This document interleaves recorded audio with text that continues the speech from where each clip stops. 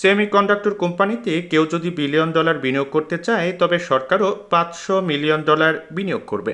এজন্য matching fund সৃষ্টিতে বাজেটে সরাসরি বরাদ্দ রাখতে প্রধানমন্ত্রীর কাছে প্রস্তাব দেওয়ার কথা জানিয়েছেন ডাক, টেলিযোগাযোগ ও তথ্য প্রযুক্তি প্রতিমন্ত্রী সুনায়েদ আহমেদ পলক।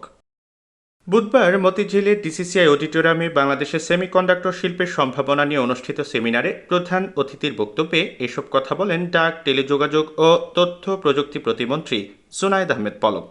মাইক্রোচিপ ডিজাইনিং এটা যদি আমরা করতে পারি তাহলে কিন্তু পুরো বিশ্ব তখন বাংলাদেশমুখী হবে, এবং পাশাপাশি আমাদের ল্যান্ড এবং যদি রেডিমেড ফ্যাসিলিটিস লাগে এটা আমরা হাইটেক পার্ক থেকে দেবো। এই কারণে হাইটেক পার্কের ম্যানেজিং ডিরেক্টর এখানে এসেছেন। আর পাশাপাশি ইকুইটি ইনভেস্টমেন্টের জায়গায় ম্যাচিং ফান্ড আমরা চেষ্টা করছি যে বাজেটে সরাসরি যেরকম স্টার্ট আপে রাখা ছিল 100 কোটি করে, এখন কিন্তু আমরা ইউটিলাইজ করা শুরু করেছি।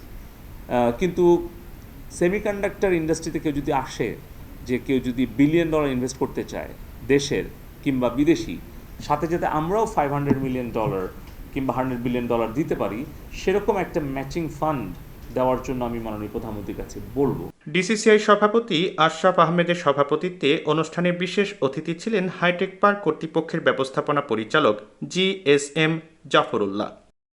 সেমিনারে আলোচক হিসেবে উপস্থিত ছিলেন বর্নস্টেইন টেকনোলজির এমডি মীর শারুখ ইসলাম, টিটন প্রাইভেট লিমিটেডের ভিপি রাজীব হাসান, ওয়ালটন ডিজিটেক ইন্ডাস্ট্রির AMD লিয়াকত আলী প্রমুখ।